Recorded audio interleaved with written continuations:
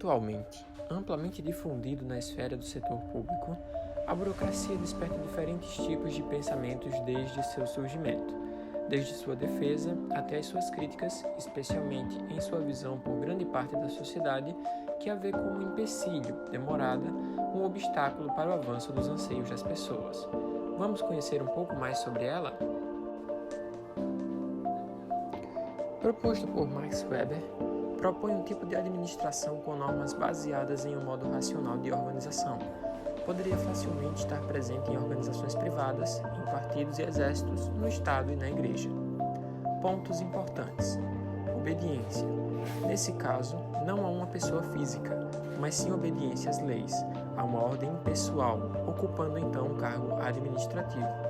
Esses cargos obedecem, então, a um princípio de hierarquia. Os funcionários são selecionados por base de qualificações técnicas, nos casos mais racionais, a qualificação é testada por exames.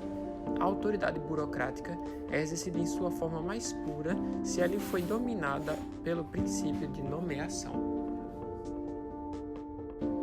O tipo mais puro de organização burocrática, chamado tipo monocrática de burocracia, é capaz, numa perspectiva puramente técnica, de atingir o mais alto grau de eficiência, e nesse sentido é o mais racional e conhecido meio de exercer dominação sobre os seres humanos.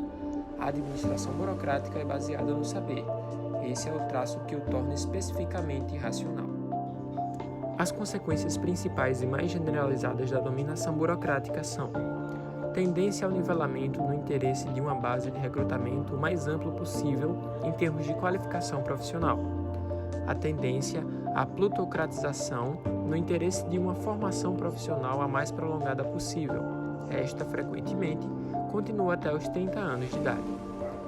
A predominância de um espírito de impessoalidade formalista, sem ódios ou paixões, portanto sem afeição ou entusiasmo.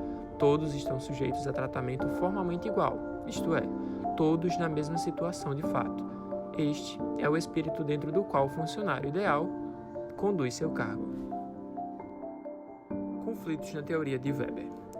Supôs uma neutralidade do conceito cultural. Contudo, nossa cultura não é neutra, mas prefere as normas introduzidas por acordo às impostas. Metas dos diferentes estratos burocráticos eram idênticas. A quem deveriam, para quem e por quem deveriam ser elaboradas as normas burocráticas para que ela atingisse seu grau de eficiência e utilidade.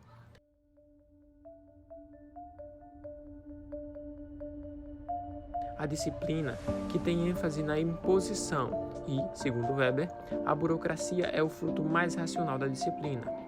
Por que a burocracia persiste?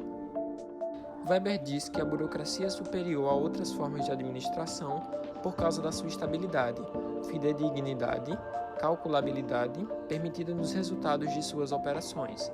Weber parece ter ignorado a intervenção dos grupos interessados nas formulações de normas burocráticas, esbarrando nos conceitos de equidade perante esse tipo de organização. Cooptação, um mecanismo para a estabilidade organizacional. Na administração, a cooptação é um processo pelo qual o poder dos encargos do poder é compartilhado. Isso ocorre quando a autoridade formal está em estado de desequilíbrio em relação ao seu meio institucional. A estrutura da burocracia. Divisão de atividades integradas que são consideradas como inerentes aos cargos.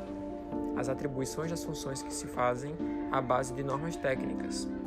A grande maioria dos cargos burocráticos se exercem por toda a vida, sempre que não haja fatores de perturbação que possam reduzir as dimensões das organizações. As disfunções da burocracia. A palavra burocracia se converteu a um insulto. Entre os aspectos negativos estão: incapacidade treinada. Nela, a preparação pode se tornar inadequada ao se mudar a certas situações. Psicose ocupacional. Como resultado da sua rotina diária, os indivíduos vão adquirindo preferências e antipatias.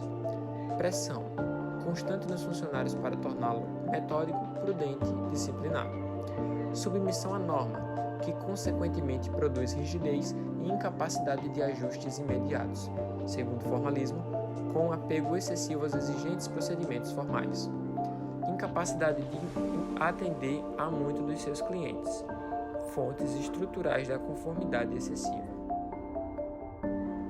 relações primárias e relações secundárias. Redução ao mínimo os contatos pessoais e recorrem à categorização. Os burocratas são, assim, vistos como arrogantes, insolentes, frios. Burocracia organizada como um grupo formal e secundário.